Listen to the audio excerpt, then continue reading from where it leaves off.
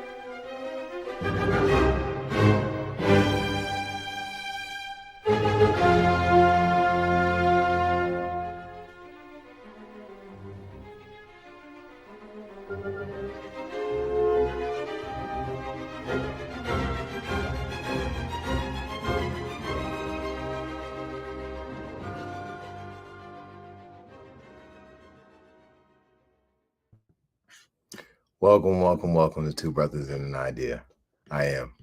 They call me Ferdinand, the bringer of balance, leader of many disciplines, and one of your hosts of Two Brothaz An Idea. My co-host, super smart brother, Mr. Smart Guy, Nalan Smart. Let's bring him. What's going on? Peace. What's going on, brother? How you feeling? Oh man, it's another beautiful Monday. Two Brothaz An Idea. We got a dope topic. Thank you for suggesting the topic. And, looking forward to this conversation we're about to have today. Same. Water too.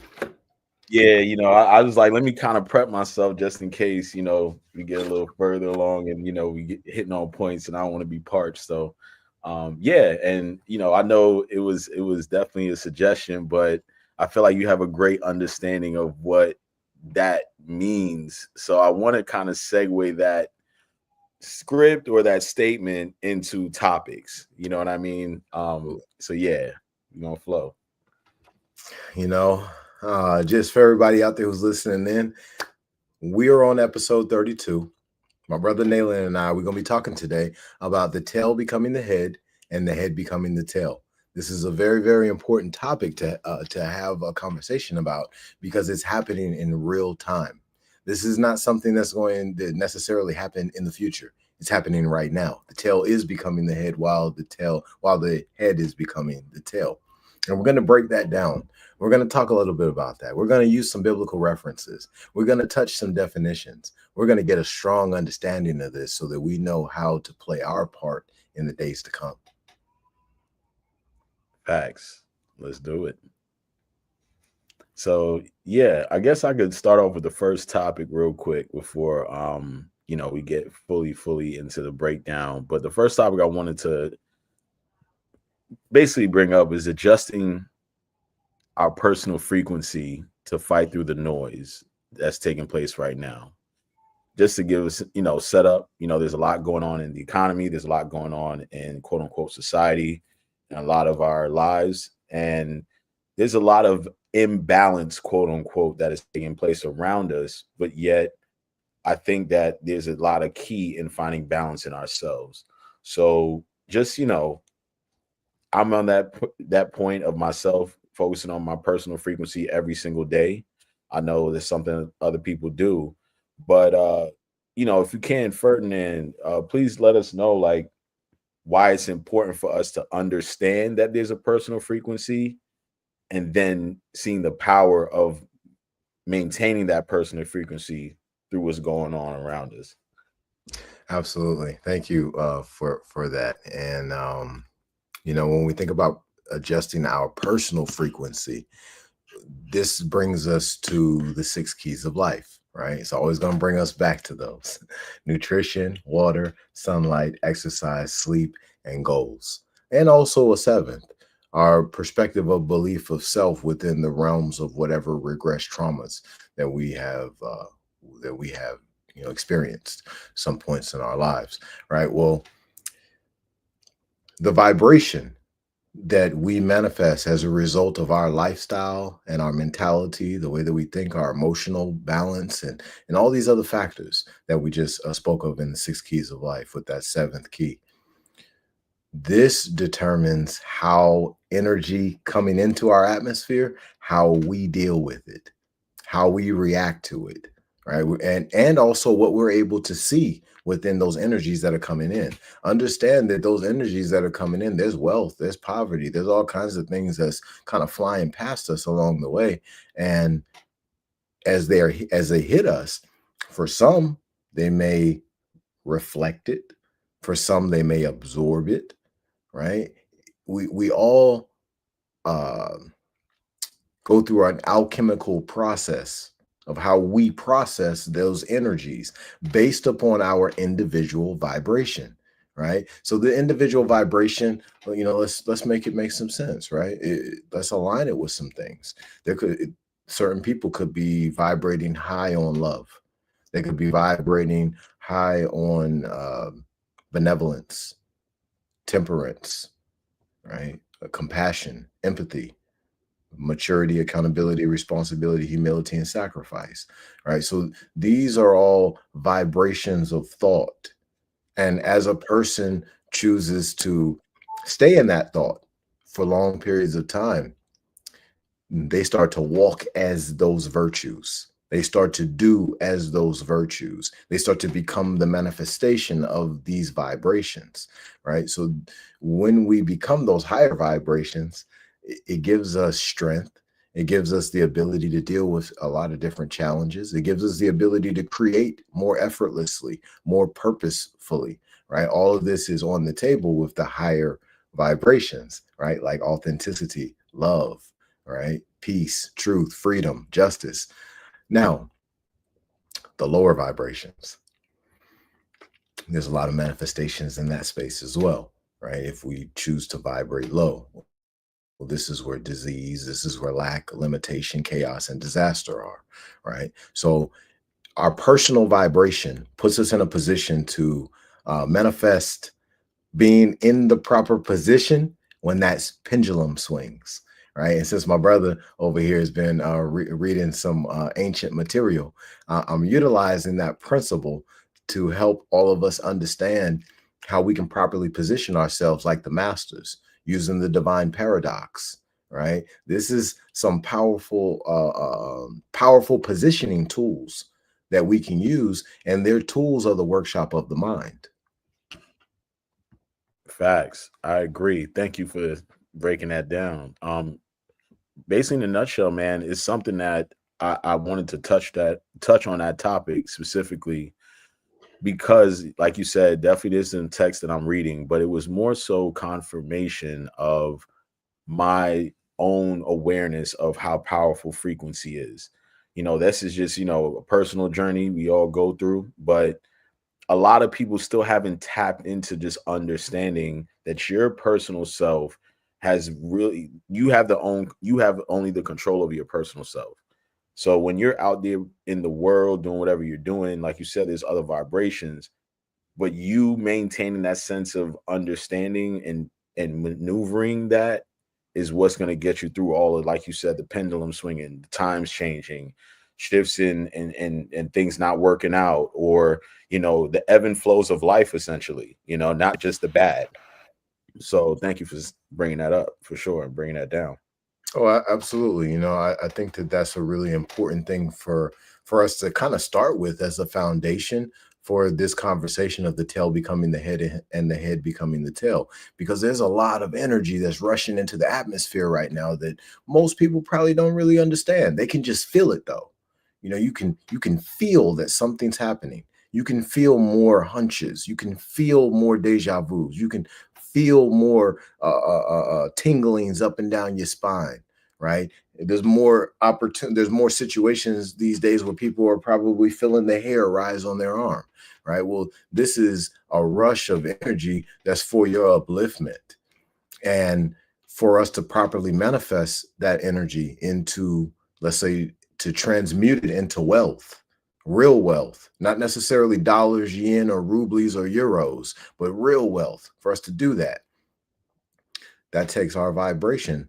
That requires our personal vibration to be in a space to level up with that extra energy on the back, right? If you want to, if a person was likened to a bird and they want to fly, well, if it's a storm, you got to make sure your wings is real strong and you ain't got no baggage, because you got a whole lot of water that's about to be hitting your back the whole time. Whole lot of hard winds. Well, we got some hard winds right now, and those winds could be likened to a matriarchal wind that's clashing up against a patriarchal wind in the middle of the spiritual Atlantic, and it's creating a spiritual hurricane that we're in the middle of right now. Well, how do you make sure that you come out on the other side better? You make sure that your vibration is high. That's authenticity. That's love. That's compassion. That's empathy. Living those things on a daily basis through your words, your actions, and your deeds.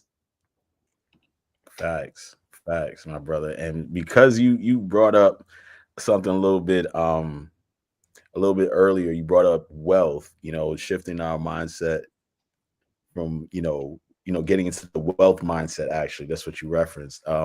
I think that's, ironically going to a second topic. Wealth to me is a mindset to shift from poverty, right? But when you say that to most people, they hear you, but they just look at the internal, obviously, the internal situation they maybe have, or what they're taught of poverty, and what it is to have money or have things. But you try to really break down what abundance is and how you live, and they just kind of look at you like, huh? But for you being someone that's very well versed in a lot of teachings and just life experiences, what does a wealth mindset really look like if we're not talking about, quote unquote, the money part, and we're trying to shift the person from poverty? Because you touched on some attributes earlier, and I want you to expand a little bit on that. Sure. A wealth mindset, what does it look like? A wealth mindset, in my opinion, looks like an individual who knows that all is mind and all is theirs, right? So everything that I see is mine, right? This, and I don't mean somebody else's house, but I mean this earth. This earth is my birthright. This whole realm of the universe is my birthright. And in that mentality, now I approach my goals and I approach my challenges totally different than a person who believes that they're being oppressed by a group of people, right? So now I'm moving forward with this wealth mindset that when I walk in the room, this opportunity is mine. Well, I'm not just walking in the room believing that it's mine. I'm walking in the room now making sure I'm prepared for it to be mine, so I can properly hold on and sustain what I have grasped in wealth. And then that's going to start within, right? So that's not even a thing that starts with the first time I'm in the room with some billionaires. Now I know that I'm wealth. No, that starts inside of my house. That starts with the way that I study. That starts with the way that I feed myself. That starts with me showing through my actions, words, and deeds true self-discipline, utilizing the proper ethics, principles, morals, and universal laws to in honor of them, right? Moving in honor of those versus transgressing against them, but moving in honor of those principles, ethics, morals, and universal laws to achieve whatever I desire. So now I might have put a lot more work in than the next person. It might have taken me a little bit longer than the next person to do whatever I was trying to do, but I did it in a sustainable way. Now, what I've done is going to last for thousands of years. What they might have done might last for a few months because they were just going after something smaller. But this is the wealth mindset, right? That wealth mindset is going to be looking down the line, tens of years, decades, looking down the line, hundreds of years, looking down the line, thousands of years, and then setting up the inheritance that's going to be given to their grandchildren, to children and their grandchildren and their great grandchildren, to make sure that it's something that puts those descendants of the lineage in a position where they can keep multiplying on that. But they're multiplying on a strong, strong foundation. Well, what's that foundation? A foundation of truth, right? True purity in the foundation. Now what has been set up is an opportunity for massive amounts of wealth, and whatever that group of people choose to focus their time and energy on, because the way they're going to approach anything that they go after at that point is going to be from this, how this foundation is built. No different than how our people today approach their challenges and their goals based upon the foundation that they have. Well, for some of them, the foundation is very strong. Then for others, the foundation is not so strong. And we see the results because of what the foundation is. See, we all reach in a foundation that is of ideology. For the bulk of us, that ideology is based in certain religions, whether it be Christianity or Islam or Mithraism, or the list goes on of so many different religions that are out there.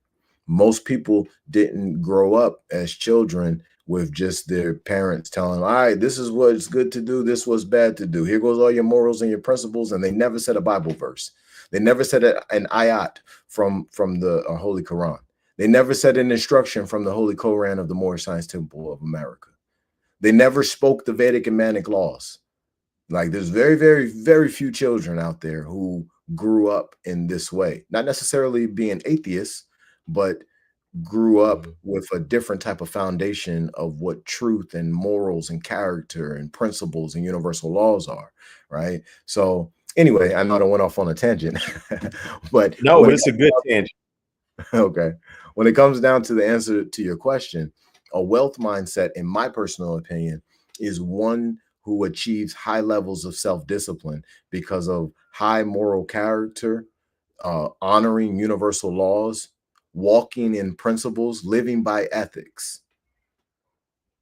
I agree, man. I agree. I mean, for everyone tuning in, you could break it down, like you said, with all the different book references, Bibles, religion.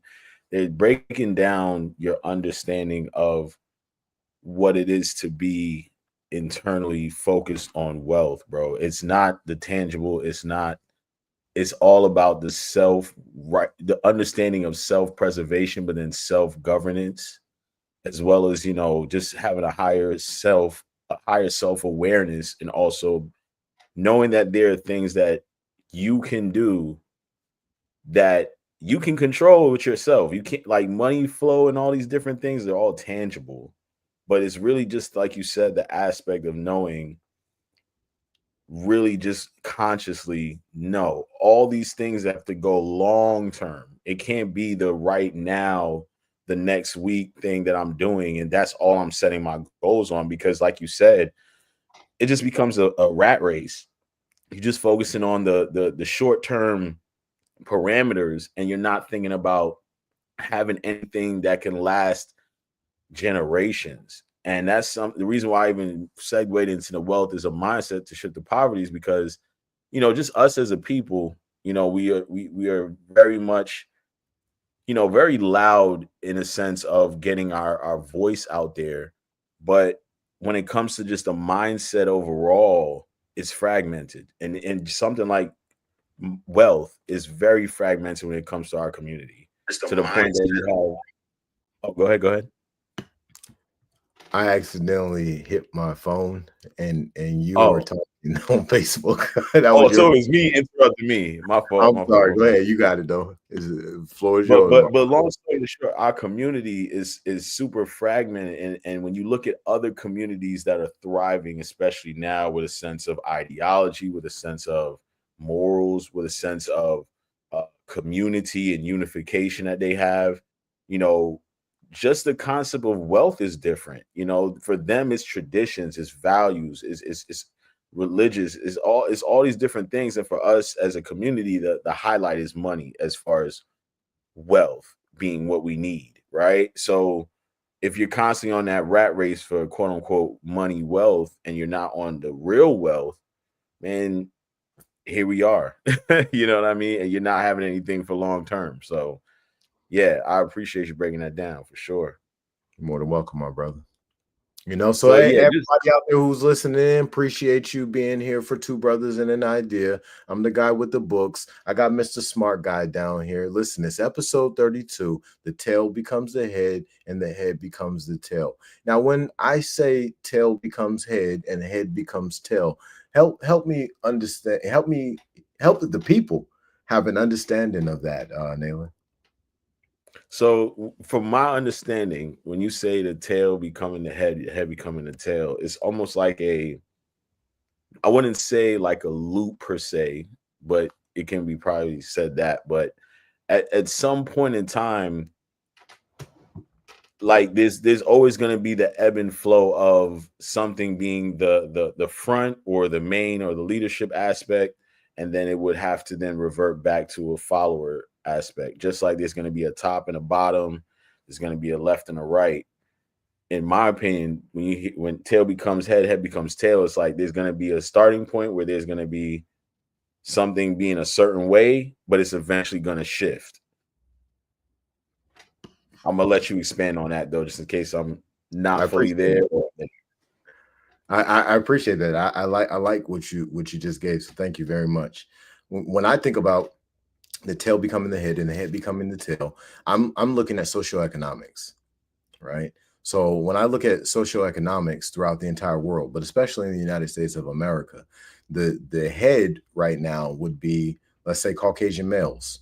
And at the very top of those Caucasian males, there would be what we might call Zionists, or the individuals who were part of the individuals who are descendants of the family members who did the Jekyll Island meeting, set up the Federal Reserve, and took the hundreds of millions of dollars worth of gold out of this country, and they're in control of the world's finances to this day, right? So those individuals are in control of all industry, all religion, all academics, everything that's not done completely independent. In some which way, shape, or form, they have their hands in those pots. They have their hands in those doctrines, in those teachings, in those political leadings, and so much more, right? So this is the head, okay? So now, who's the tail? The tail will be the melanated peoples around the world, everywhere around the world, who have been oppressed, who have been held down, who have had glass ceilings put on top of them in so many different areas of their life, who these same melanated peoples throughout the world, they've been economically completely pushed down. So when we look at that as the tail, we look at the head being these individuals who are in charge of all the major resources. They've got control over everything. And their weaponry is so out of control that it wouldn't even be wise for us to attack with 50,000 troops. Right? It's that out of control. So what's happening right now, right? So I wanted to make sure that we made that disclaimer about who the tail is, who the head is. Okay. Now, if the head's becoming the tail right now and the tail's becoming the head, what does that look like? That looks like that storm that I was just talking about. Matriarchal versus patriarchal energy. What we see happening within all of that is identity crisis. What we also see within that is melanated peoples around the world being more catered to by certain groups of people. They want melanated peoples to come there, right? Come live there, come make babies, have a family, have a business, have a job, just be here with us. Well, that's not what's happening in America, right? And this is all part of the tail becoming the head and the head becoming the tail, right? But before I go deeper, you following me? Oh yeah, I'm following you, and I'm glad you're breaking it down this way. Yes, please keep going. Please keep All going. Right. So when we think about the tail becoming the head and the head becoming the tail, what we see in America is ultimately the same thing. The tail is becoming the head is becoming the tail. However, when we think about this tail, this tail that's about to become the head or is becoming the head right now, that tail would have its own head and tail, its own body, right? Just like the head right now has its own head and its own body and its own tail. Okay. So who's the head of the tail? Of the tail that's about to become the head? Well, that would be the melanated peoples of this United States of America, this whole North America. That would be those people, right? Those people who might be considered Negro, Black, colored, African American, and a lot of other names that are all scarlet letters. Those individuals. Well, why? Because those are the most creative, influential individuals on planet Earth and have been for all time. Well, if we don't cater to them and get them to do some really bad things to each other and get the Caucasians of this land kind of pissed off, and now they all fighting each other. Well, what happens in that situation is you can cut off the head before you can cut off the head of the tail before the tail becomes the head. So now the rest of the body doesn't have leadership. Without the leadership, the body is doing all kinds of wild and crazy stuff. Makes it really easy to control. Comprende. Understood. Gotcha. So essentially, when you're correlating it, you're saying that there's going to be a time where there's the people at the top, which we already defined, that are going to already have people that are subjugated, which is us, people of color. Then people of color now are shifting into the paradigm of being at the top. And then there's going to be the non-melanated folks, quote unquote, the bottom of different economic situations, whatever, or influence. But then, like you said, that person that's the tail, that group that's at the tail is always going for the head. So if you're going for the head and they switch in parts, we got to know what the head is for us, like you said, which is us. And if we don't know that we're the head, we could get sliced off and be put back at the bottom. But we don't, like you said, everyone else knows we're the head, but we don't know we're the head. How I know that we're the head is because I use the eye test. Now, there's other things that I've done. I'm just going to talk about the eye test, though. So when we take the eye test of melanated peoples around the world in 3 areas: sports, entertainment, and music, in 75-year time span, the only group of people that I know of who have influenced the entire world in those 3 industries is the melanated peoples of America. Now, these are the only 3 industries where they've practically almost taken the glass ceiling completely off of them to really see how far they can rise. Well, I should say a lot to a whole lot of people around the world. That's just 3 industries. That's just singing and dancing. That's just dunking a basketball. That's just throwing a touchdown. That's just Serena and Venus. That's just Carl Lewis. That's just these sports. That's just Denzel. That's just Louis Armstrong, right? We're not even talking about military might yet. We're not even talking about the ability of these young leaders to be major strategists in a military with the glass ceiling completely off of them. We're just talking about entertainment, music, and sports. And when we look at that eye test, that says to me with ease to understand you're dealing with the highest energy of creativity when you come to this land. And it's because the people of this land, the true people of this land, don't know that they're the true people of this land. They don't know their true lineage. They can't tell. The vast majority of melanated peoples in America right now, I guarantee you, if we did a poll, right? We did a poll and we polled 100,000 melanated peoples. I can almost guarantee you that at least 85 to 90% of them wouldn't be able to tell you a damn thing about this land prior to the year 1300. Oh, yeah. Facts. Most people be like, yo, I don't know past my grandfather in Cleveland. You know what I mean? So I don't know really what's going on. So yeah, you're right. Mm, mm. Deep, man. I'm, yeah, But this it's is why deep, the man. spiritual warfare is so out of control. You know, you got poisonous food, you got poisonous air, you got poisonous water, you got poisonous everything, poisonous entertainment, right? The reason why it's so heavy here more than anywhere else is because you gotta keep these people from rising more than anybody else. Well, why? Because their ancient ancestors are the original mound builders.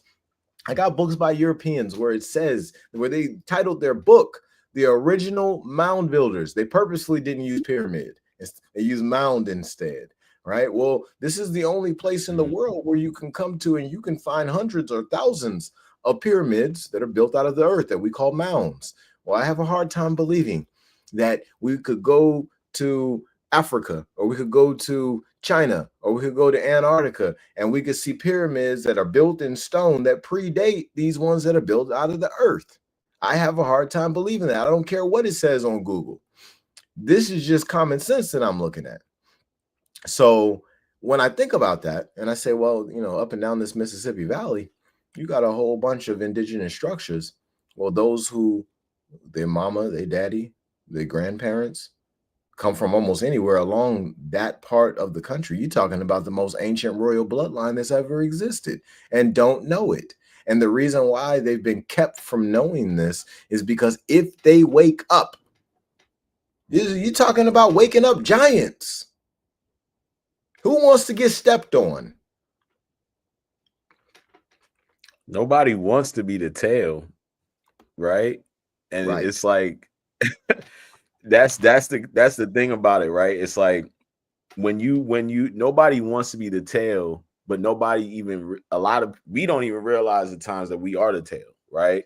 Like to your point when you said, you know, sports, entertainment, music, as much as we are spotlighted and highlighted in those realms, when you look at how much quote unquote money is being made or what is built off of these things and systems that are created off of sports, entertainment, music that we quote unquote melanated people shine from, bro.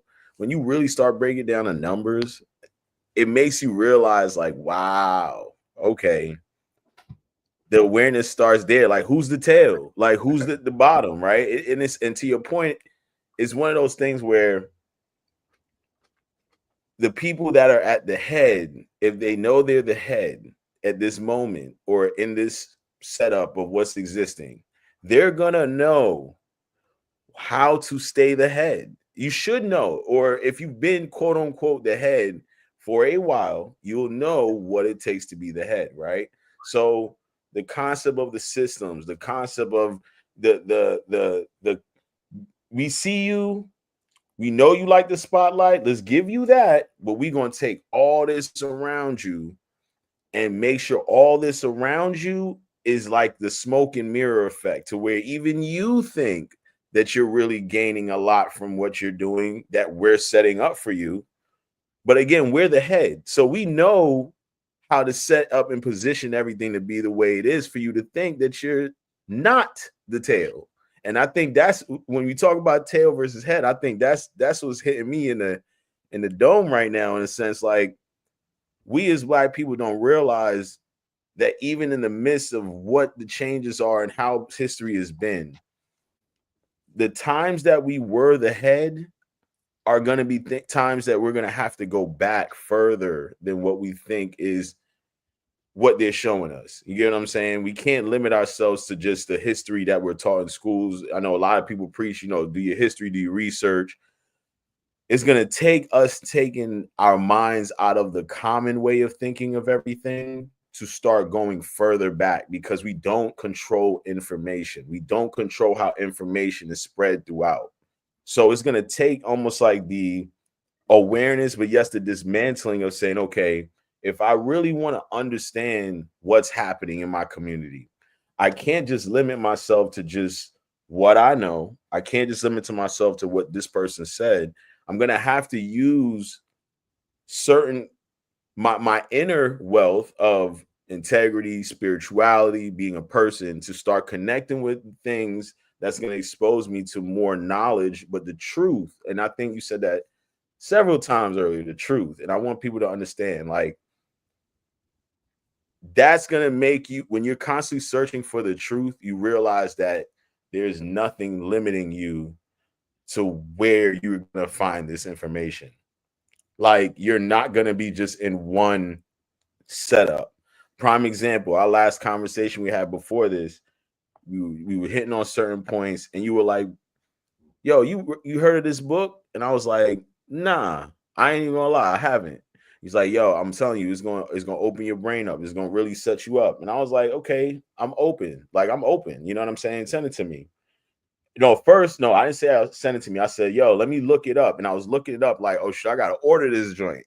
And then you said, nah, I got you. You sent the link to the PDF doc. So I'm like, oh, okay, got you. So once you presented that information, it's up to me to go walk through that door and explore that information. The crazy thing is yes, you told me about this and I didn't know exactly the name of this book. I've seen excerpts of it before. I don't know if people were copying and pasting. I don't know if people were like, yo, I got this in a talking point, but definitely enough to correlate. Okay, I've this isn't foreign language to me. You know what I mean? This is me already tapping into an understanding of things, but then you giving me a like, yeah, but you need to know how your brain is not telling you, like, this confusion that you're experiencing is not confusion. It's literally just you being so aware of yourself that you are seeing the differences around you. So once you presented that information, that concept, bro, I said, all right, I got to read. And then it snapped in my head like, bro, how many, as a community, we talk so much about how to make us better, but why are we not sharing knowledge? Just almost like a meeting of like, why does everything have to be what I know what it is, so I'm right? Like, we're literally all a diaspora of people. Everyone has the knowledge from different things, but when it comes to quote unquote the knowledge of being better or self-awareness, like, we're very stuck. You know what I mean? And I know there's different references of why we're like that, but I want to focus on, like, especially with you and what you hit on. How I do can we tell you get? why right now. Go ahead. Boom.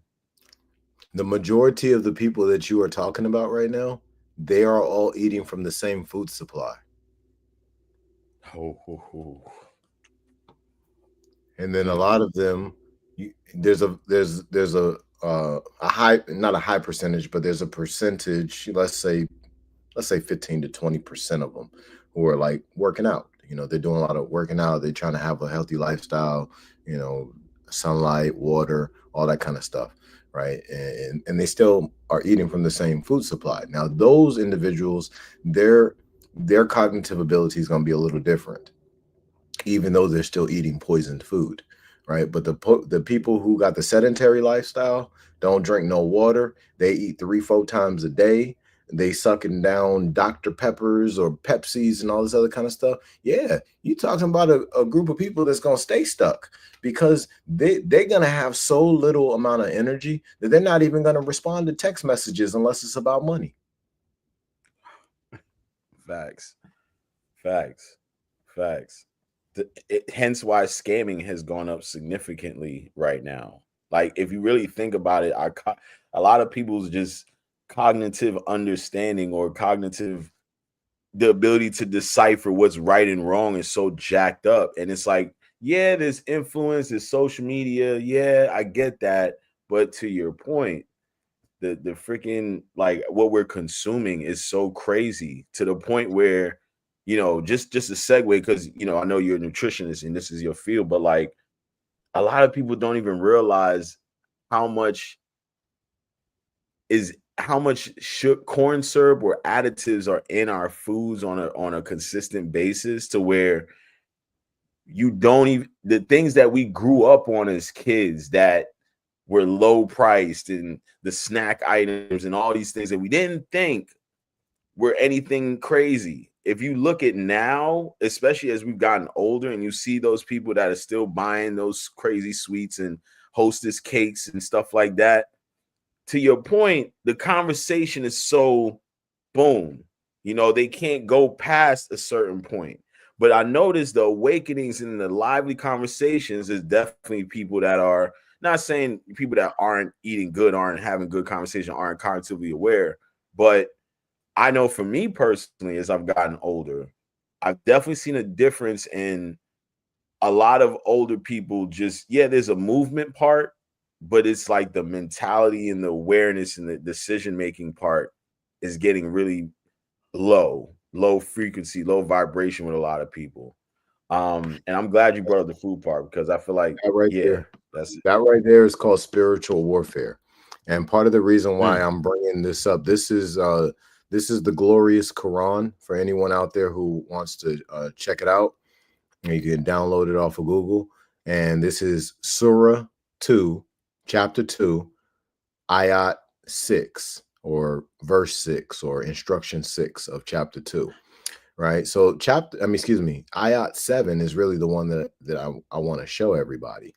Allah has set a seal on their hearts and on their hearing, and on their vision is a veil, and for them is a great punishment. This is a spiritual punishment for those who disbelieve.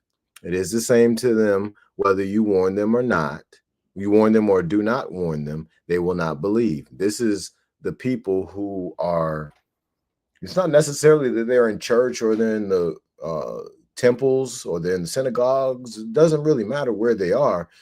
There are instructions of purity that we're supposed to be living by on a daily basis. And those who aren't living by those instructions, they all fall within this. What we see here on number 7, that's a spiritual price that these individuals are paying. And how that spiritual price manifests is in a lot of different ways. So for some, it'll be you calling your cousin and be like, hey, cuz, I gotta warn you about something coming, man. Hey man, this is what you need to do. And then cuz like, hey man, listen, I gotta get these clothes out the dryer. The clothes could just sit there. You could get it after you get off the phone. No, I gotta get these clothes right now, cuz I have to call you back, man. You know what I'm saying? Hold that thought. And then you never hear back from them again till you call them again. And then as soon as you start talking this, forget about it. Right. So that's one of the types of trauma. We call them trauma reactions. This is a real term in counseling for everybody out there who wants to know, right? We call these trauma reactions. But these trauma reactions, what most people don't know is they are spiritual price manifest. We're looking at the physical representation of what's happening at the spiritual level, because they are violating universal law, violating principles, morals, ethics. These violations are transgressions. What we're supposed to be doing is honoring the laws. We're supposed to be keeping the laws on our lips. We're supposed to be walking the laws, words, actions, and deeds. And when we don't, what happens is we're blind, and we're not able to hear, we're not able to feel truth. yeah. It's like, it's more, and for people that are tuning in, it's more than just a block. It's almost like they repel it. They don't want to be around it. It's like, the truth. To your point, for people tuning in, this is that person that you consider a friend, that you're keeping it very honest with, and you want the best for them, and then they ghost you, or they isolate you, or they carry things very weirdly at times, and you're trying to figure out why, when you're just being honest. This is what it is. This is how it manifests. The person that doesn't want to be around you, even though they're close to you, and you know that you had a relationship built on integrity, on truth, and all these different things. That's what it is. Part of it is literally these mental blocks. Not even part of it. A lot of it is these mental blocks preventing that person from wanting to be open to the realness and the truth of life. And there's a lot of people living in delusion right now. You know what I mean? And it's we ain't gonna go there. You know what I mean? But you get it. Yeah, You get it. it is higher than the mental, and that's why I appreciate the book that you're reading, because one of the things you're going to see as you keep going through that book is you're going to see that the spiritual always is going to supersede the mental and the physical. But whatever happens in that spiritual realm, it's going to trickle down into mind. What trickles down into mind now becomes body, but also becomes the existential reality. What a person sees in their everyday life, what they can hear is literally what they have become. And this is the mirror principle from neuro-linguistic programming.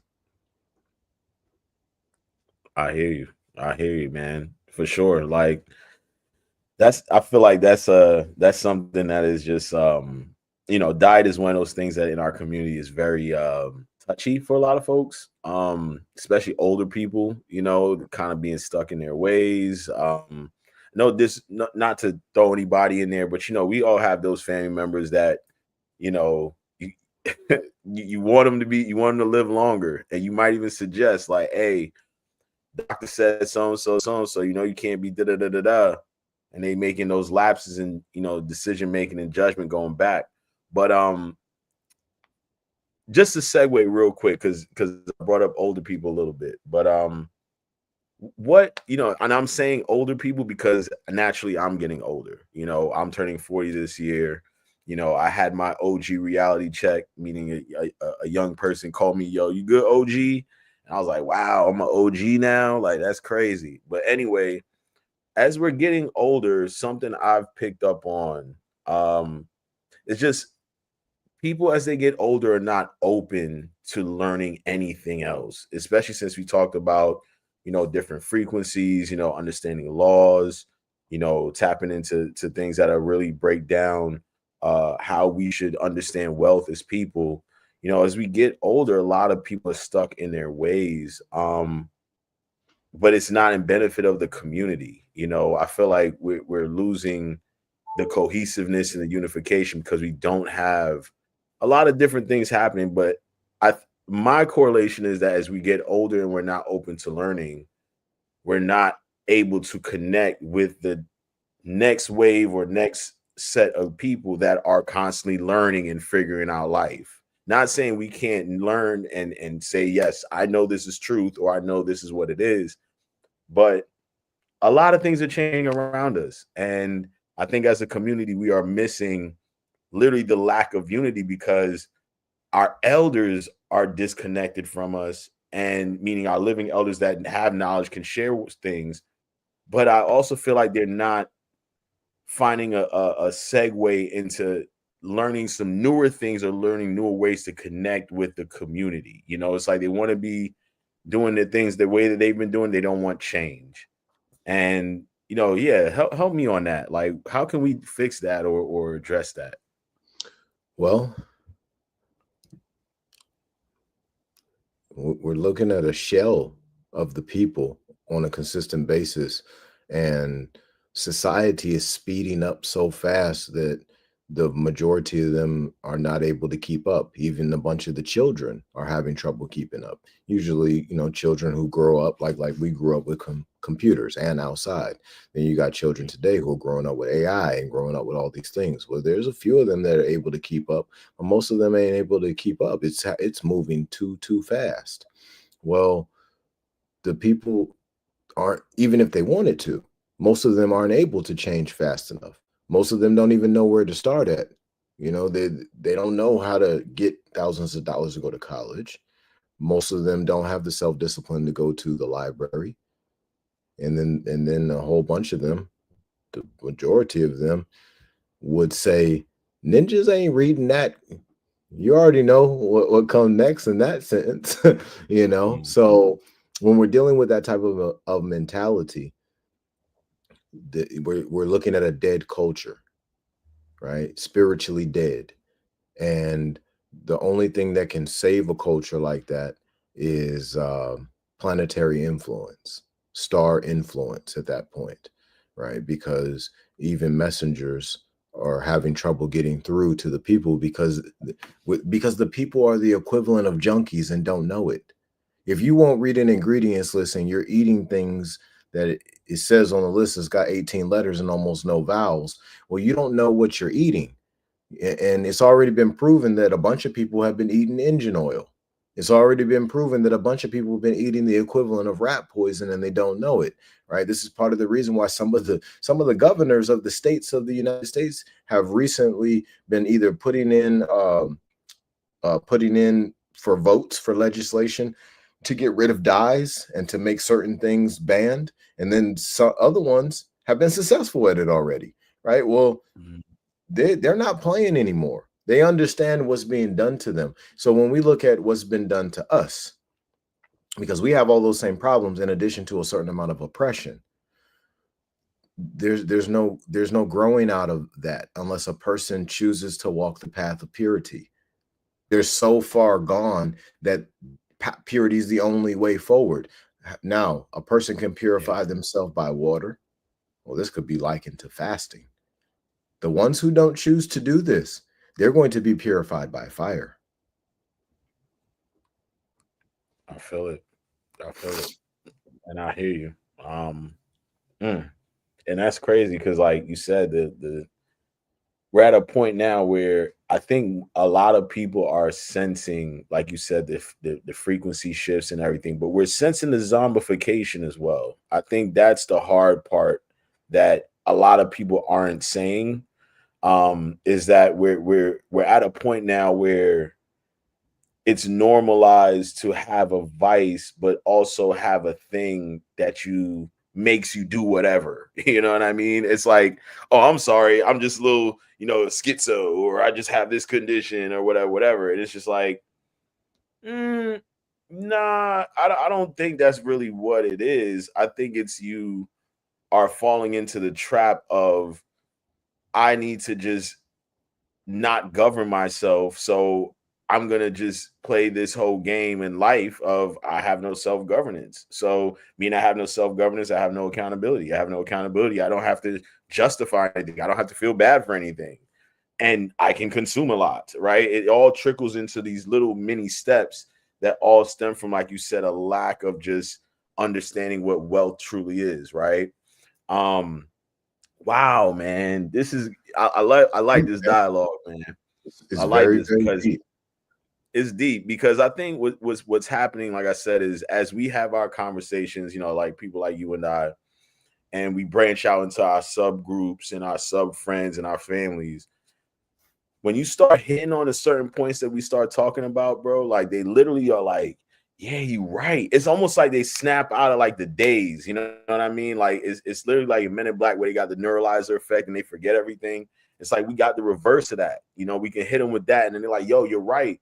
But then they go right back into the cyclical motion of, well, all these things I'm doing, I don't even want to change because I'm innately afraid of change because I know the truth will hurt in the moment. But for you, like yourself, people like myself, other people that are tuning in that are really truth seekers, you've been questioning, looking for the truth for so much that you know what it entails. It opens, it reveals, it gives you things, but it also will change certain things for you. You know what I mean? It may push certain things away, but then it's gonna push you into a new motion.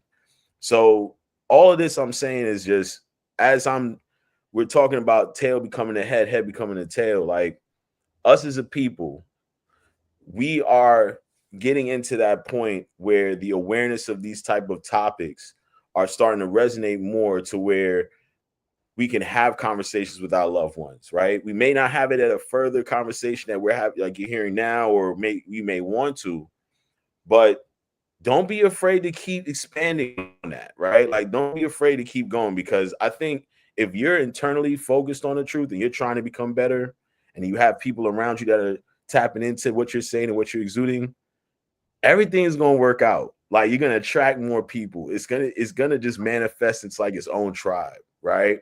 And that's what I think with us becoming the head, we got to understand that the time to become the head is also knowing that there is a head. Like, yes, there's a time, but there's an actual position to uphold being a head, you know? Well, and that's why I'm thankful that we're going to have a part two, to Yes. this topic for everybody out there. It's Two Brothers and an Idea, episode 32. Tail becomes head, head becomes tail. I'm the guy with the books. We got Mr. Smart Guy over here. Listen, we're gonna have part 2 of this episode because we're gonna go a little deeper. Like y'all probably like, man, y'all don't went deep. Listen, we going deeper, right? We about to dive down in. We about to go to the bottom of the ocean on this one, right? Because everybody needs to understand what's really taking place. Yes, we do have the dead culture to deal with. Yes, we do have the lack of unity to deal with. Yes, we do have poisonous food. Yes, we do have systematic spiritual warfare. We do have all of these things that are taking place. But at the same time, I want everybody out there to understand that this is a glorious time. This is a time for celebration, right? Because if you're doing what you're supposed to do, if you're living by the path of purity, oh yeah, what's about to happen for you? You're being restored back to your ancient mantle of leadership. And might not even know it. And it's going to happen kind of slowly, but fast. Even though it's not going to happen fast, it is going to happen fast. So it's going to be slow and fast at the exact same time. It's just going to be like, boop, just happened, right? Well, be ready, right? So be ready in your full being. Be ready in your spirit. Be ready in your mind, your body, your soul, right? Be ready in your finances. Be ready in your self-discipline. Be ready in your decision making, right? So all of this that I'm talking about, it's not really any of those existential things that you're being ready in. It's being ready within, right? Being ready with character, being ready with sacrifice and humility, maturity, responsibility, and accountability, being at the highest vibrational frequency you can be at of authenticity and love, right? This is going to put you in a position to manifest. Matter of fact, let me pull something up real quick. let me read something to the people real quick. I got something for y'all. Yeah, Right, we yeah, go on yeah. to Share, Revelations share. chapter 2, verses 24 through 29. I'm about to put it up on the screen because I want to read this to y'all. All right, matter of fact, let me put the dash so it actually gave me all 5 verses. Okay, let's go put this up on the screen. Let's remove that. Stop sharing. Okay, sorry about that, y'all, but I'm here now. Boom, there we go. Okay, so we're going to go down to verse 24. That's where we're going to start at. Now I say to the rest of you in Thyatira, who do not hold to her teachings and have not learned Satan's so-called deep secrets, I will not impose any other burden on you, except to hold on to what you have until I come. To the one who is victorious and does my will to the end, I will give authority over the nations. That one will rule them with an iron scepter and will dash them to pieces like pottery, just as I have received authority from my Father. I will also give that one the morning star. Whoever has ears, let them hear what the Spirit says to the churches. When we look at these verses right here, right, the book of Revelations is about an apocalyptic time. Honestly, at one point, Revelations used to be called the book of apocalypse, right? Well, when we look at an apocalyptic book with all these chapters in it that's about death and disaster and chaos and limitation and lack, well, we got a few spots in here that show you that if you don't want to be a part of all that craziness, there's some instructions. And if you live by these instructions, you're going to manifest something really beautiful. Well, the reality of looking at these verses is if we look at them from a literal perspective, we might have some trouble. But if we look at them from a symbolic perspective, oh, now they unfold for us differently. And we receive some instructions that puts us in a position to have everlasting life more abundantly, to have all of our dreams unfold the way we desire, right? The way that our spirit desires, right? Because if we're walking by spirit and not by sight, this is exactly how it's going to take place, right? But that requires the path of purity.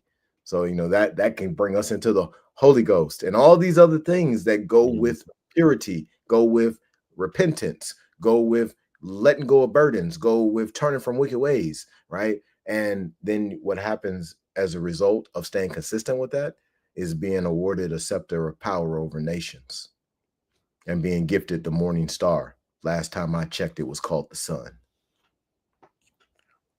I was about bar translation, all of that, because yeah, that's literally what I was thinking in my head. But yeah, man, I really enjoy these type of conversations, man. Like I said, I'm reading the Kabbalion, so I'm in the phase right now tapping into that. But I also like the fact that we're doing this Two Brothers and an Idea, because it's also sharing as my knowledge is connecting, the dots are growing, right? As I'm getting better at, okay, word, boom, boom, boom, boom, boom. Yeah. The things that I kind of know, but now I'm actually getting like lines to really draw the shapes and the constellations, right? Sign language. Shout out to you on that. But as time is progressing, I'm really tapped into really the awareness of all of this. You know what I mean? And what I mean by that is like knowing what resides in self and how I'm really receiving, but then knowing how I can exude that, not into just what I'm doing, but also a lot of people in the same position that I'm in, you know, where you really don't have quite a map or a guidance point. Not say that you don't have that, but you don't have the reminder of that. You know what I mean? And you don't have the reminder of you having the knowledge or compass to figure out these things, because it's a lot easier to just go with this rat race. You know, I'm gonna just go wake up every day, say I'm doing these things, but I'm not living it. And my life is a certain way, and I don't know, but yet you're not even tapping into what your spirituality is like, which is crazy. You know, a lot of people are missing that gap right now. Well, So many yeah, of the man. people, many of the people who are having that trouble with tapping into their spirituality, that's because of a physical level problem. That's a carnal self issue where they have indulged in certain things for so long, at such a high intensity of their indulgence, that it's produced a calcified pineal gland, right? So for a lot of people, they're suffering from this and they don't even know it, because they ingest so much sugar that it didn't pass the blood brain barrier years ago, and they didn't even know it. They didn't understand why they were having brain fog, and they couldn't remember anything, and their recall was nothing. And then when they read books, they could never remember the stuff that they was reading. They didn't understand it because they was eating too many hot dogs and too much Cinnamon Toast Crunch, right? So for our people, they need to let go of these things, right? And for most of them, they won't, you know, and that's part of the reason why in this same book of Revelations that I just brought up, not chapter 2, but in other parts of Revelations, it speaks about when the 7-year tribulation happens, nearly 2/3 of the world will transition. Well, this is what's about to take place. And unfortunately, there's a whole lot of people out here who are so into self that they can't hear anything. They're so doped up. They're so junkied up on sugar, salt, flour, and high fructose corn syrup that their nervous system isn't working properly. This is their heart being covered based on the ayat that we just read in the Quran. They can't see. They can't see, right? They're not, then they're not able to see, and they're not able to hear. So you know, we've got an epidemic that's going on. And unfortunately, it's all being engineered this way so that there's a certain amount of control that can be maintained. And that right there, my people who are listening in, the Two Brothers and an Idea, episode 32, tail becomes a head, head becomes a tail. I'm the guy with the books we got Nalan over here. That right there is going to be for our next episode, part 2. You got any closing remarks, my brother?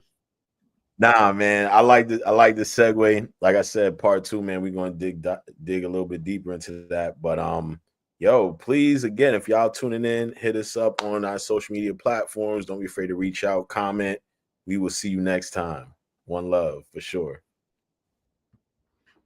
My brother, thank you so much. I really appreciate these conversations, seriously, because these are the kind of conversations that we need to be having as brothers. The sisters need to have them too. Brothers need to have them with sisters, and sisters need to have them with brothers. These are the conversations. We often approach our brothers and sisters having conversations that we might like into small talk.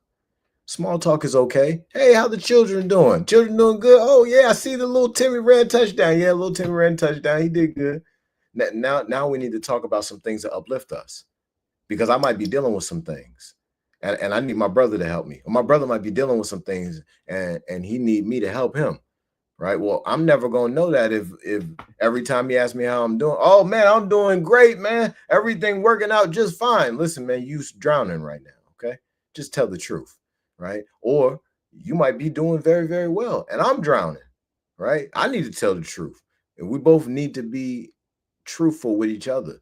Where my brother may be lacking in knowledge, I need to give my brother the knowledge if he decides that he is willing to accept it. Where I'm lacking in knowledge, my brother need to give me the knowledge if I'm willing to accept it, right? This is the unity that my brother Nalan was just talking about.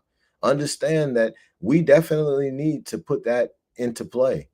But for us to put unity into play, we have to walk away from the individualism mindset and move back to our ancient mantle of collectivism mindset. This is the unity. This is the Bantu that I'm talking about. We need to stand together, because as long as we keep deciding to be on our knees, we don't be realizing that we're not actually praying to Jesus or Allah or Kali Ma. What's actually happening while we're on our knees is Monopoly is being played on our back, right? So we need to go ahead and stand up as a people. We need to bring these strong fingers together and make a fist. And when we need to strike a blow, we need to strike it together.